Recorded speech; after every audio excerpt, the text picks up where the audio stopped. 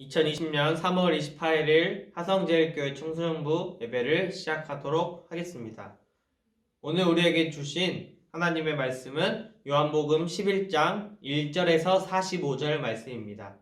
말씀이 긴 관계로 중간에 21절에서 27절까지 말씀만 보도록 하겠습니다.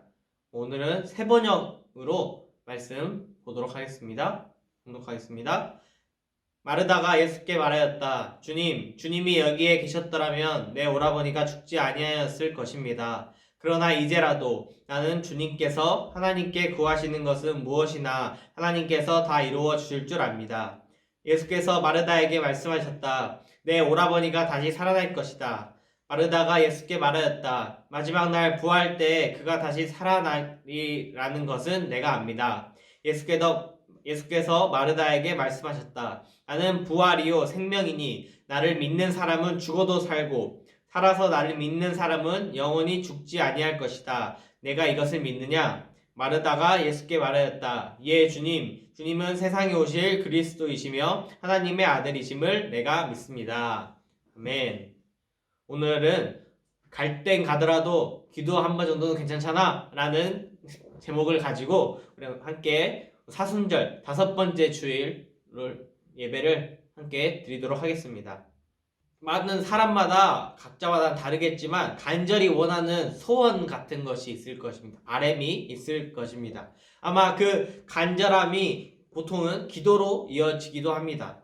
그 기도는 내일의 날씨가 맑게 해달라는 것과 같은 어느 정도 가능성이 있는 것도 있긴 하지만 때로는 불가능한 것임을 이루어지지 않을 것이라는 것을 알아도 기도를 하는 모습을 우리는 종종 볼 수 있습니다. 그만큼 우리 안에 간절함이 있기 때문입니다. 기도한 모든 것이 다 이루어진다면 좋겠는데 안타깝게도 기도가 다 이루어지지만은 않습니다. 때로는 불가능함 앞에서 절망하고 포기하기도 합니다. 그렇다면 모든 기도가 나의 원대로 이루어지지 않기에 기도는 의미가 없다고 해야 될까요? 원하고 바란다는 것은 헛된 것일까요? 오늘 말씀을 통해서 과연 우리가 기도하는 것과 우리가 바램, 소망을 갖는 것이 어떠한 것인지, 과연 그게 정말 의미가 없는 것인지 아니면 의미가 있는 것인지를 알아가는 시간이 되었으면 좋겠습니다. 오늘 말씀은 좀 슬프게 시작합니다. 나사로라는 인물이 나오는데 병에 걸려 죽어가고 있는 사람이었습니다. 나사로는 여동생으로 마르다와 마리아가 있었는데 성경에서 보면 예수님께서 그 남매를 사랑했다고 표현한 것을 보면 예수님이 그들과 매우 친하고 그리고 예수님께서 아끼는 사람들이었던 것으로 추측이 됩니다. 그 중에 나사로가 죽을 병에 걸렸다고 하는데 우리는 일반적으로 친한 사람이 아프다고 하면 병문안을 하곤 합니다. 지금이야 혹시라도 멀리 있거나 사정상 찾아갈 수 없는 상황이 생긴다면 전화를 하거나 영상통화를 통해서라도 대신 안부를 전하고 하곤 합니다. 근데 과거에는 그런 수단이 없었기 때문에 아프다는 소식을 듣게 되면 그 소식을 들은 즉시 하던 걸 멈추고 그 아픈 사람을 보러 병문안을 할 것입니다. 그런데 성경에 보니까 예수님께서 소식을 들었는데 바로 가지 않고 원래 있던 곳에서 이틀이나 2일의 시간이나 더 머문 후에 나사로가 있는 곳으로 간다고 나와 있습니다. 그렇게 해서 예수님께서 나사로가 있는 곳에 도착했을 때는 이미 나사로가 죽은 지 4일이나 지난 후였습니다. 그때 마르다가 예수님께서 왔다는 소식을 듣고 찾아와 예수님과 대화를 나눕니다. 마르다는 예수님이 만약 나사로가 아플 때 예수님이 함께 있었다면 나사로가 죽지 않았을 것이라고 이야기합니다. 하지만 이제라도 예수님께서 하나님께 구하는 것이 무엇이든 이루어 주실 걸 알기 때문에 그렇게 나는 믿고 있다고 마르다는 이야기합니다. 그 얘기를 들은 예수님은 나사로가 살아날 것이다 라고 말씀하십니다.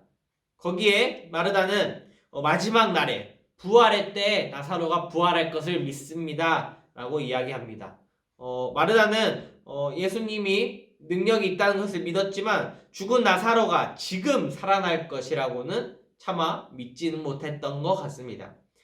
그러자 예수님께서는 다시 한번 나는 부활이요 생명이니 나를 믿는 사람은 죽어도 살고 살아서 나를 믿는 사람은 영원히 죽지 아니할 것이다 라고 이야기하십니다. 그러고 나서 예수님께서 마을에 온 것을 들은 마르다의 동생 마리아가 예수님 앞에 찾아와서 이야기를 합니다. 그때 마리아가 이야기하면서 울자 예수님 역시 함께 울기 시작하십니다. 그 후에 예수님께서 이제 나사로가 묻혀 있는 무덤 앞으로 가게 됩니다. 그 당시에는 돌무덤이 지배적이었습니다. 동굴 같은 곳에 사람을 무덤을 짓고 그리고 바위 같은 문으로 막아놓는 것이 일반적이었는데 예수님께서 문을 열어달라고 요청합니다. 근데 사람들이 쉽게 문을 열지 못했습니다. 왜냐하면 이미 시체가 썩고 있는 냄새가 나고 있었기 때문입니다. 그리고 죽은 지 4일이나 지났는데 굳이 왜 죽은 지 4일이나 된 시체가 있는 무덤을 열라는 것인지 납득할 수 없었기 때문입니다. 어떻게 보면 예수님의 행동은 참 무례하고 이해하기 어려웠던 것 투성이었습니다. 죽어간다는 소식을 들었음에도 바로 온 것이 아니라 이틀 뒤에 나온 것도 모자라서 4일이나 지난 시체를 보기 위해서 무덤 문을 열라고 한다니 아무리 친했던 사이라 할지라도 쉽게 납득하기는 어려운 행동이곤 합니다. 그래서 마르다는 예수님에게 이미 4일이나 지났고 시체 썩는 냄새가 나고 있습니다. 그러니 굳이 무덤 문을 열 필요는 없습니다. 라고 이야기를 합니다. 이에 예수님은 내가 나사로가 살 수 있다고 말하지 않았느냐? 너가 하나님이 일하시면 역사할 수 있다고 믿는다고 하지 않았느냐? 라고 이야기하고 무덤 문을 열어줄 것을 다시 부탁하고 결국 무덤의 문이 열리게 됩니다. 그리고 예수님은 나사로야 나오너라 라고 이야기하였고 나사로는 살아서 걸어 나오게 됩니다. 이것이 오늘 우리가 본 요한복음 11장 1절에서 45절에 있는 내용입니다. 여기서 과연 우리는 무엇을 알 수 있을까요? 오늘 본 성경에서 기록을 통해 우리는 세 가지를 알 수 있습니다. 첫 번째는 부활과 생명이 되시는 예수 그리스도입니다. 사람들은 나사로가 죽기 전에 예수님이 만약 나사로와 함께 있었다면 그리고 병을 고쳐줬다면 죽지 않았을 것이라고 생각했습니다. 사람들은 예수님은 병을 고칠 수 있는 능력은 있다고 생각했지만 아무도 죽은 나사로를 살릴 수 있는 그러한 능력이 있을 거라고는 생각을 하지 않았습니다. 그래서 무덤 문을 열라고 했을 때 열지 않은 것이죠. 여는 것이 이미 헛되고 늦었다고 생각했던 것입니다. 그런데도 예수님은 무덤 문을 열고 결국 나사로를 살리게 됩니다. 나사로가 살아난 것은 다른 사람들의 믿음, 우리 예수님이 살릴 거야 하는 이런 믿음으로 살아난 것이 아니라 오로지 하나님께서 예수님에게 준 능력으로 인해서 살아난 것입니다. 우리가 가지고 있는 믿음으로 죽었던 생명이 다시 살아나게 된 것이 아니라 바로 예수님의 능력으로 살아났다는 것입니다. 이는 예수님께서 하셨던 말, 나는 부활이요 생명이니 나를 믿는 자는 죽어도 살겠고 살아서도 믿는 자는 죽지 않는다는 것의 의미를 설명해 주신 것입니다. 생명의 주관자이며 영원한 생명은 오직 하나님께만 달려 있음을, 우리의 믿음이 아니라 우리의 생명의 주관은 오로지 하나님께 있음을 뜻하는 것입니다. 부활과 생명이 되시는 예수 그리스도이신 것입니다. 두 번째는 죽음과 같은 한계를 마주했을 때 가져야 할 우리의 태도입니다. 인간인 우리는 죽음 앞에서 아무것도 할 수 없는 자입니다. 죽음을 돌릴 수도 없고 늦출 수도 없고 막지도 못합니다. 아무리 우리가 기도한다고 한들 죽음을 막지 못하는 것이 우리의 모습입니다. 죽음이 아니더라도 우리는 피할 수 없는 상황을 마주하곤 합니다. 그리고 그것은 기도조차 하지 못하게 만들곤 합니다. 마치 죽은 나사로를 포기한 마르다와 마을 사람들과 같은 그 모습이 우리의 모습과 같습니다. 희망을 품고 소망을 갖는 것조차 어리석어 보이고 허락되지 않는 듯한 상황에 그렇다면 우리는 그냥 그래 어쩔 수 없이 포기하자 라고만 여겨야 될까요? 희망을 품는다는 것은 우리에게 사치인 걸까요? 체념하고 포기하고 있던 마르다에게 예수님께서는 계속해서 말을 거십니다. 포기하려던 마르다에게 이야기를 하심으로 포기하지 않게 한 것입니다. 그러면서 마르다 자신이 했던 고백, 예수님께서 하실 수 있다, 나사로를 살리겠다는 말에 믿습니다 라고 했던 그 고백을 떠올리게 하십니다. 포기하려던 순간 포기하지 않고 마르다가 다시 한번 희망을 갖게 했던 것이죠. 어쩌면 마르다는 무덤 문을 여는 것이 의미 없다고 예수님에게 이야기할 때 자신에게 그렇게 너가 하나님의 능력을 믿는다고 말하지 않았느냐 하는 그 이야기를 들었을 때 아마 자기가 너무 포기하고 있었다는 것을, 자신 앞에 있는 분이 하나님의 아들인 예수 그리스도라는 것을 기억하게 됐을 것입니다. 그때 잃었던 희망을 다시 찾았던 것일 것입니다. 그리고 결국 불가능이던 보이던 일은 일어났습니다. 우리의 기도는, 소망은 절대 헛되지 않다는 것을 예수님께서 계속해서 이야기를 통해 알려주신 것입니다. 죽음과 같은 한계에 부딪혔을 때 포기할 수도 있고 희망을 버릴 수도 있지만 예수님께서는 그 상황 가운데 포기하고 희망을 버리는 것이 아니라 우리가 다시 한번 희망을 가질 수 있게 하는 분이신 것입니다. 세 번째는 공감하는 예수님입니다.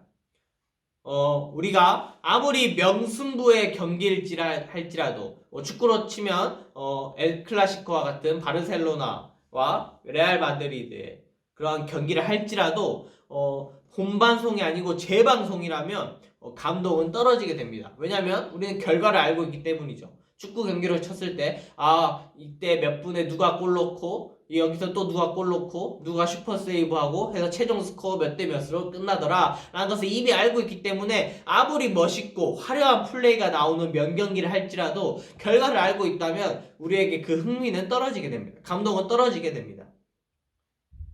예수님께서는 나사로를 살릴 계획이셨고 나사로가 살 거라는 것을 알고 있었습니다. 왜냐하면 본인이 살릴 것이었기 때문이죠. 그런데 자신에게 찾아온 마리아가 울 때 예수님은 같이 우십니다. 나사로가 살 것을 알았다면 굳이 슬퍼할 이유가 예수님에게는 없었습니다. 왜냐하면 죽었지만 다시 살아날 것을 알고 있었기 때문이죠. 그런데 그럼에도 불구하고 마리아가 울 때 예수님은 같이 우십니다. 이 울음은 그냥 동정의 울음이 아니었습니다. 이 울음은 분명 자신이 아끼던 나사로가 죽었다는 그 슬픔에 인한 예수님의 감정의 눈물이었습니다. 예수님께서 진짜로 슬프셨던 것입니다. 그리고 성경에서는 기록된 걸 보면 멀리서 무덤 문이 열리자 마법 주문 부리듯이 나사로야 일어나라 라고 나온 것처럼 표현되어 있지만 영화 막달라 마리아 부활의 증인이라는 영화에서 보면 예수님께서 나사로의 시체 옆에 누우신 다음에 마치 묘사로 되기로는 나사로의 죽음이라는 고통이 예수님에게 전가가 되는 것처럼 묘사가 되면서 나사로가 살아나게 됩니다. 예수님의 전능함을 부각하려면 마법처럼 성경에 기록된 것이 맞을지 모르겠지만 예수님의 공생의 삶을 돌아본다 했을 때 아무래도 전도사님은 개인적으로 후자의 모습이 더 맞지 않았을까. 예수님께서 죽은 나사로 시체 옆에 누워서 그 죽음이라는 고통을 본인이 전가시키면서 나사로가 다시 살아나지 않았을까 하는 생각을 해봅니다. 예수님은 우리와 함께 웃고 함께 울고 함께 즐거워하고 같이 아파하는 자로서 그렇게 함으로써 함께 하는 것입니다.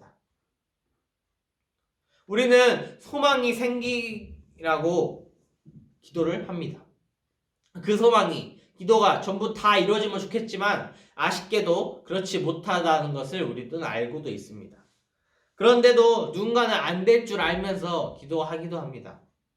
소망을 멈추지 않고 계속해서 나아가기도 합니다. 그러한 모습이 틀렸다고, 어리석었다고 과연 말할 수 있을까요? 기도마저 하지 못하게 한다면, 소망마저 품는 것조차 하지 못하게 한다면 그러한 세상은 너무 잔혹한 침묵의 세상이 될지도 모릅니다. 그러나 예수님께서는 침묵의 세상이 아닌 함께하는 세상을 이야기하십니다. 우리와 함께 하겠다고 말하는, 성경에서 말하는 예수님은 기쁜 일에 함께하고 슬픈 일에 함께 울고 아파할 때 같이 아파하는 분이십니다. 그리고 포기하려고 할 때 포기하지 않게 하는 힘을 주는 분입니다. 그리고 그분은 부활이고 생명이 되시는 분입니다. 그렇기에 우리는 포기할 수 있지만 다시 한번 일어날 수도 있습니다. 중요한 것은 어떠한 결과가 나오는 것이 아니라 누가 나와 함께 하냐는 것입니다. 비록 가진 소망과 기도가 감당하기 어렵고 이루어지기 어려운 것일지 모르지만 그 결과를 기다리는, 그 결과를 마주하고 앞으로 나아가는, 한 발짝 걸어가는 그 삶의 길에서 나와 함께 하는 이가 예수님이, 예수 그리스도가 가까이서 느끼면서 응원하면서 함께 한다는 것이 우리 그리스도인에게는 중요하다는 것입니다.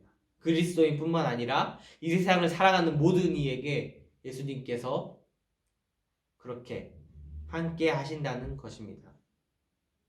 어떠한 결과가 우리를 마주할지, 어떠한 미래가 우리에게 엄습할지는 모르지만 그 길 가운데서 만약에 그 길이 고난의 길이라면 같이 고난을 겪으실, 만약에 그 길이 행복과 기쁨의 길이라면 같이 즐거워하실 예수 그리스도가 함께 한다는 것입니다. 나의 고난의 길에만 함께하는 것도 아니고 나의 기쁨의 길에만 함께하는 것이 아니라 나의 고난과 기쁨 가운데 여전히 늘 함께 하시는 분이 바로 예수님이라는 것입니다. 그 예수 그리스도의 함께함이 우리 삶의 힘이 되었으면 좋겠습니다. 그리고 그 예수님처럼 그렇게 살아가는, 누군가에게 함께함을 알려줄 수 있는 그러한 삶을 살아가는 저와 청소년부 친구들 되었으면 좋겠습니다.